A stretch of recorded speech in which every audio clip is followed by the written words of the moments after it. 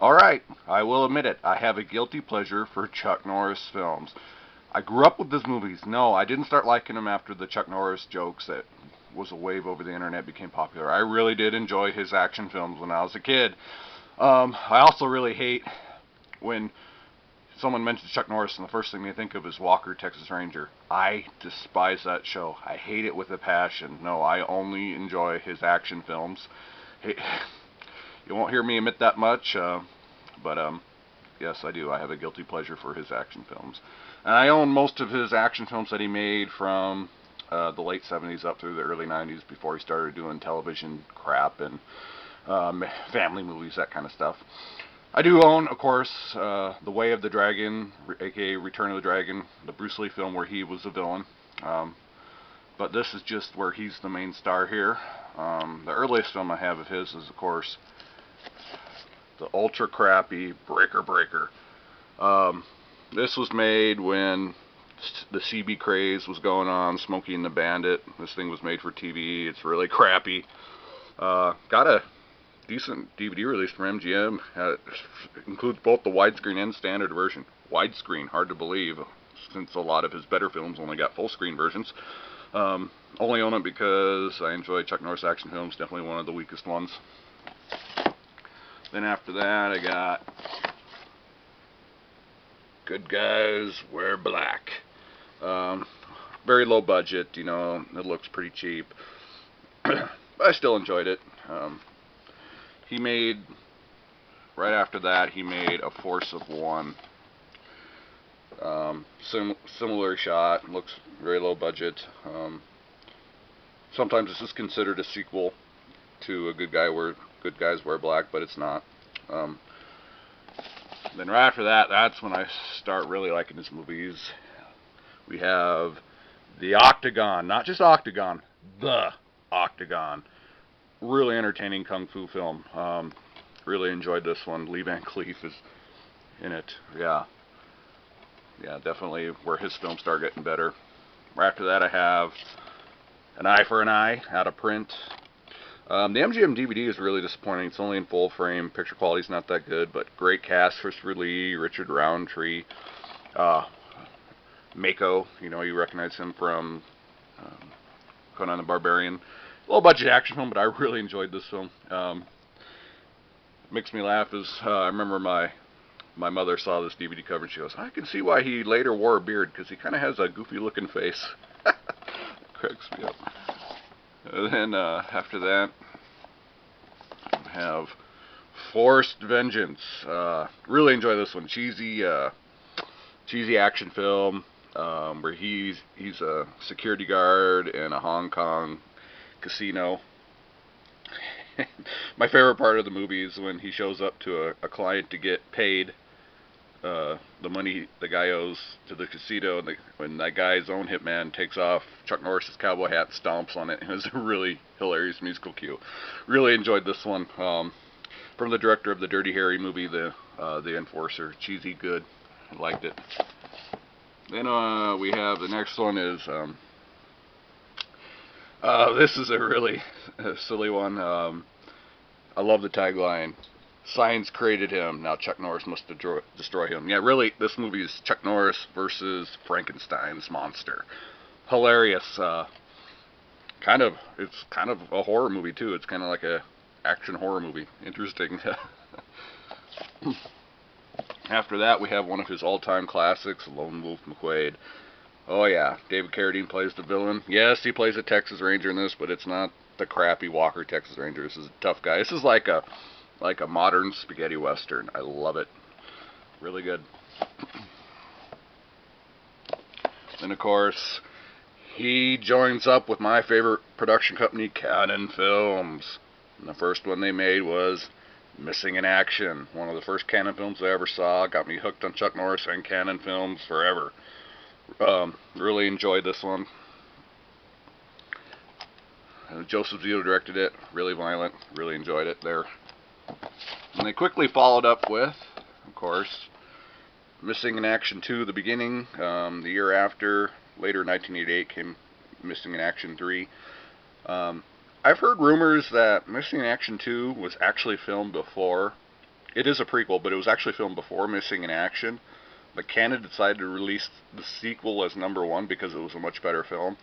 I can't find any proof on this. Trust me, I love Cannon. I do all the research I can on them.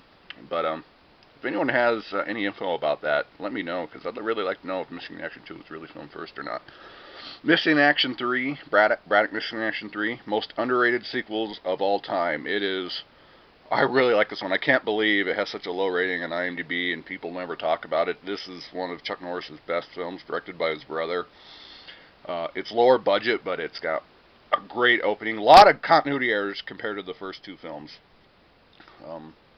I mean, because in the first two films, he's in a prisoner of war camp. He doesn't even know the war has ended. In this one, he's surprisingly in Saigon when it falls. So, yeah. But really enjoy that one. Highly recommend that sequel. Of course, the titles try to reference Rambo, First Blood Part 2, tried to make Braddock a household name. Of course, it didn't work, but I enjoy that series more than the Rambo series, to be honest.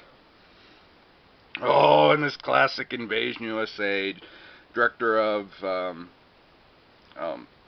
Missing in Action returns. Very violent. Tom Savini does the special effects. Highly enjoyable. It's like Red Dawn, except with Chuck Norris. This is a must-own Chuck Norris film. You gotta own this one. This is really, really an enjoyable B-movie. Right after that, he actually did a non-canon film, and a really good one, called Code of Silence. Originally, this was supposed to be a Clint Eastwood film, but it got passed off to Chuck Norris, and Henry Silva plays the bad guy. It's from the director of The Fugitive later on. Really good film, surprisingly. This is the only film he made outside of canon in the 80s, and it was a good one, really surprisingly. Then we have Firewalker, where he teams up with Lou Gossett Jr. It's an Indiana Jones ripoff. Canon was known to make a few Indiana Jones ripoffs in the 80s. Some Italian ones like Jungle Raiders and King Solomon's Mines, and its sequel, Alan Quartermain, Lost City of Gold. It's a bad movie, but you know what? I still really enjoy it. I found it actually kind of funny, and it's out of print on DVD, so if you can find it, it's worth it in my opinion. I enjoyed it a lot. And then we have Cannon's Hero and the Terror. A suspense thriller, really, he does, of course, does a little kung fu in it, a little kickboxing, but he takes on a serial killer that's hiding out in a theater that's killing girls. So it's actually not a bad low-budget suspense thriller. I was actually kind of shocked by this when I originally saw it as a kid. So, and we of course have The Hitman. This was made when Cannon Films started going direct-to-video. And you know what? For a direct-to-video action film, it's not too bad. You know, he has a long-ass mullet, kind of like Jean-Claude Van Damme did in Hard Target. Not his best, but, you know, not a bad one for direct-to-video. Then, of course, we have the last film he ever made for Cannon, Hellbound. Yes, Chuck Norris takes on a spawn of Satan. Hilarious. Yes, Chuck Norris is on the trail of a thing from hell. Again, it kind of mixes horror with action. Very bizarre. I really enjoyed it. It's, again, a bad movie, but if you're a Chuck Norris fan, this is hilarious. You gotta own this one. At the end of my collection, I have the Delta Force trilogy.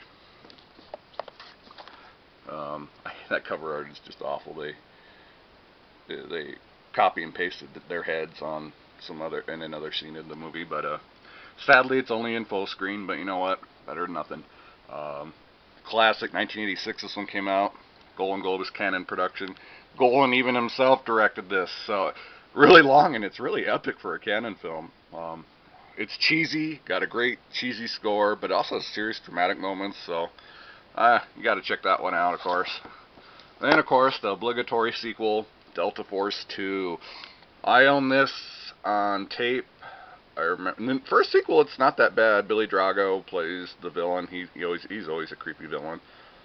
I remember that it has a lot of title problems. My tape, the box title was Delta Force 2 Operation Stranglehold, but the title sequence itself said Delta Force 2. Well, the DVD title, the box art just says Delta Force 2, but the title sequence in the movie says Delta Force 2, The Colombian Connection. So holy hell, they cannot make their mind up on this. You know, enjoyable sequel. Not as good as the Missing in Action series, but not bad. This one isn't a Chuck Norris movie, but I might as well talk about it. Delta Force 3. The title on the movie itself is Delta Force 3: The Killing Game. Canon. What the hell? I can't believe they made a Delta Force movie without Chuck Norris. Sure, they get a lot of relatives and sons and of other famous um,